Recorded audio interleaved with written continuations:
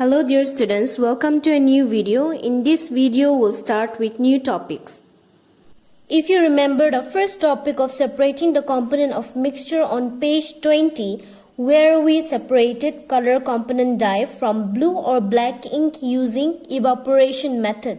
In today's class, we will be separating the color component dye but using a different method which you will get on page 22.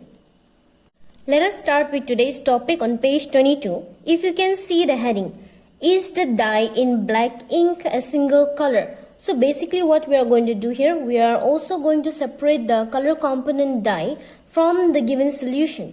So in this process, we'll be using a method which is known as chromatography.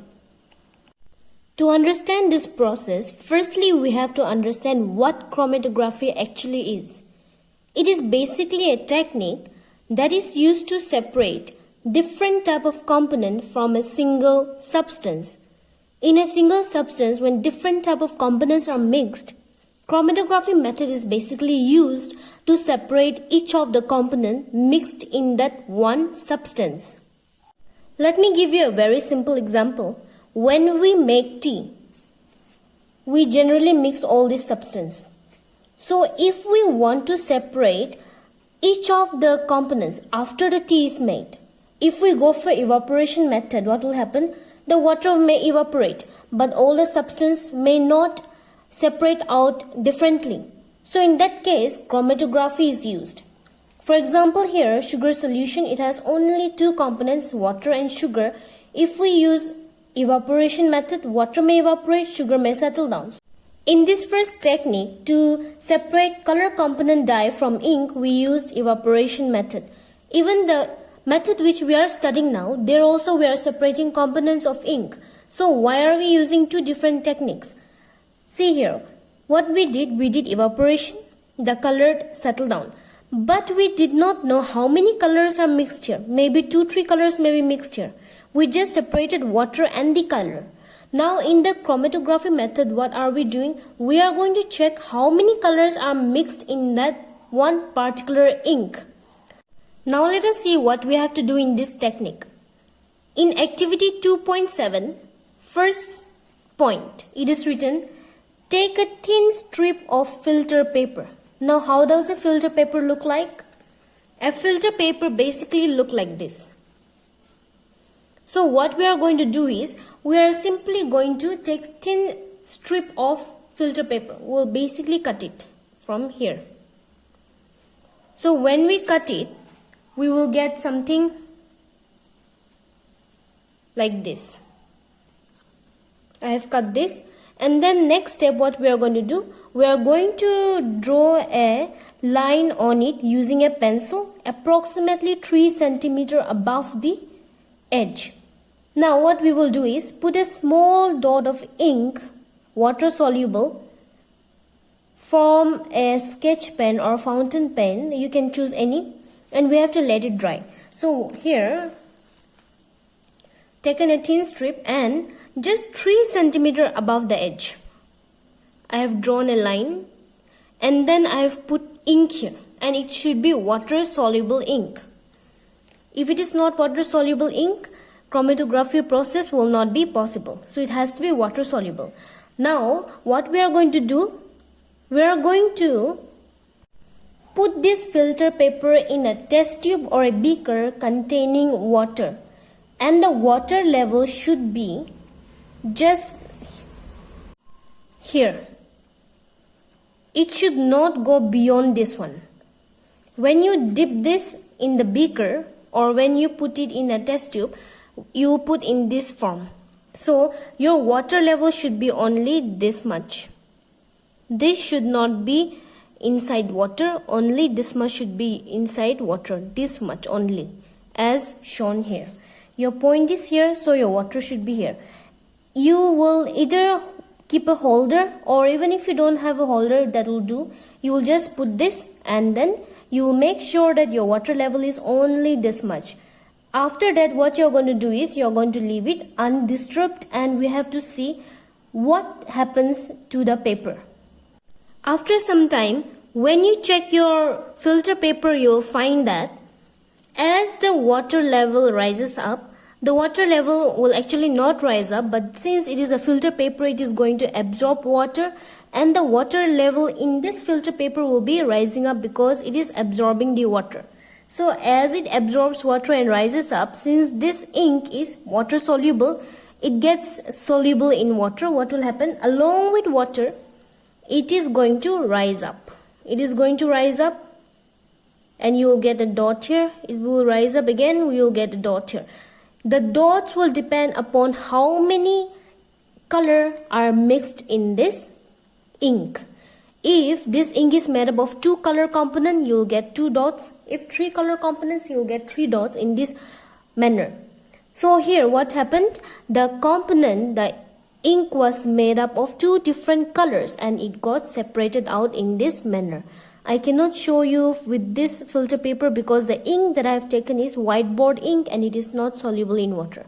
But if you take a water soluble ink, what will happen? As you dip in the water, this filter paper will absorb, and then your ink, the components will go up with the water. As your water level rises up, the color will also go and give you dots. Just look at the application. There is nothing much to explain here, but always try to learn the application. Here, chromatography method is basically a separating technique, so it will be used for separating color in dye as we have done here. Pigments from natural color, drugs from blood. So these are the things where your chromatography technique is basically used. And if you see here, it is all the separating technique. We are simply separating drugs from blood, pigments from natural color, and color in a dye. Let us go to the next topic. How can we separate a mixture of 2 miscible liquids? If you remember on page 23, centrifugation method, we separated mixture of 2 immiscible liquid. Now we are going to separate mixture of 2 miscible liquid. Immiscible means which do not mix with each other like oil and water. Miscible means which mixes up with each other nicely. In this technique, we'll be using up distillation method. Distillation, I'm sure all of you have heard many times. What actually happens in distillation? The liquid or water is heated to create vapors. The vapor rises up and it will be collected when it is cooled. So this is what happens in distillation method. So when do we use distillation method? It is basically used for those liquids which have different boiling points. Those liquids which have low boiling point will boil faster, and those liquids which have high boiling point will boil later. For example, water, we all know boiling point is 100 degrees Celsius. Suppose other liquid has boiling point, let's say 60 degrees Celsius. So this will boil faster, vaporize, and it will be separated out. Then this will boil. So in that way, we can separate these 2 mixture which are both liquid. It will boil faster, so it will get separated from this one. Now here, we are going to separate 2 miscible liquid which are water and acetone. Acetone is a chemical. Basically, the nail polish remover, it is also acetone. So we are going to separate acetone and water in this method.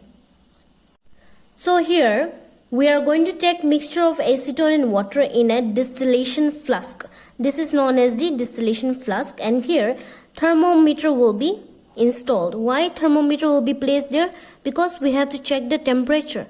The boiling point of each of the liquid is going to be different. That is why thermometer is needed. Now this distillation flask will be heated, and when the temperature rises 60 degrees Celsius, just a little bit above 60 degrees Celsius, acetone starts vaporizing. The water will boil only at 100 degrees Celsius. So at 60 degrees Celsius, the heat will be stopped, and what will happen? The acetone will start vaporizing. It will go in this condenser. The vapors will pass through this condenser. The vapors will cool down and it will drop as liquid which will be collected in this beaker. Remember, acetone vaporizes, goes in this condenser, the vapor goes, it cools down and it drops as liquid, and the acetone liquid gets collected while the water stays here. Initially, acetone and water were mixed together.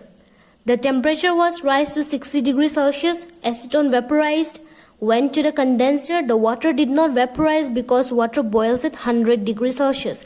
Temperature was not made 100, it was only 60. So here the acetone vapor got collected as liquid. So here we have separated two miscible liquid by which method? By distillation method. Distillation method is basically used when the component of a mixture, the component present inside a mixture have huge difference in their boiling point. For example, acetone 60 degrees Celsius, water 100 degrees Celsius, huge difference. But what if we have a mixture where the components have boiling point very close to each other, the difference is not much? In that case, we cannot use distillation method. So in that scenario, we'll be using a different method which is known as fractional distillation method. On page 23, you can check out the setup of fractional distillation. This is a setup. If you check the distillation setup, both are same. What is the difference? The only difference is here. We have one additional fractionating column.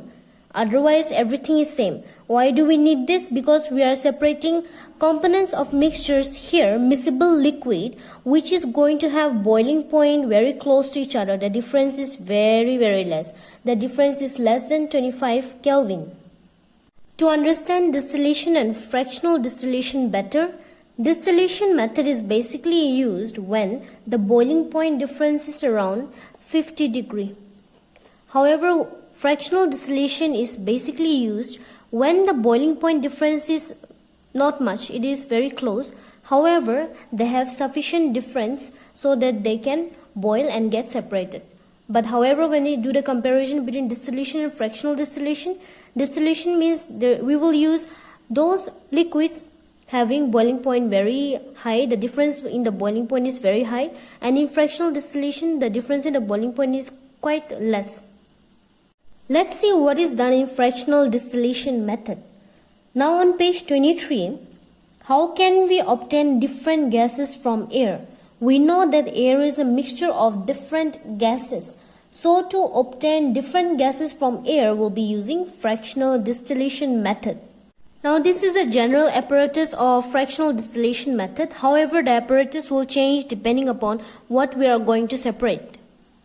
Now let us see how different gases can be separated from air by using this apparatus on page 24. The air will be collected and first it will be allowed to pass through a filter to remove any kind of impurities like dust particle. The filtered air is then passed through a compressor. Now here the air is compressed to a very high pressure, about 200 atmosphere. Compressing means we are applying some pressure on it.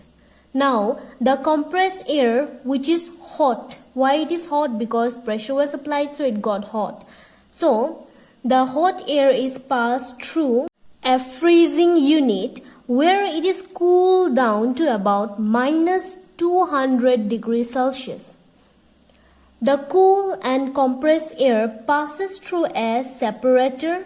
This is a separator, so it will go from here, pass through a separator where carbon dioxide gas solidifies, and when carbon dioxide gas becomes solid, it is known as dry ice. So it will solidify and separate out as dry ice. Now the air, which is free from carbon dioxide, is forced through an expansion jet. It's forced through an expansion jet where it liquefies. It was gas, but here when it comes to the expansion jet, it liquefies. This liquid is allowed to slowly warm up at the fractionating column. Now this is the fractionating column. The air will warm up. Now here, after it warm up, what will happen? Nitrogen first boils at minus 196 degrees Celsius and is separated out. Then the argon, which boils at minus 186 degrees Celsius, is also collected. Both of them are separated out and collected. Oxygen, which has higher boiling point as compared to all the other gases here, is left behind and is collected separately as liquid oxygen. Now from here we have separated all the gases individually: nitrogen, argon, oxygen, as well as your carbon dioxide. So all the gases has been separated from the air. We will stop here for this class. If you have any doubt, please feel free to approach. In the next class, we'll start with new topic. Till then, take care. Great hours ahead.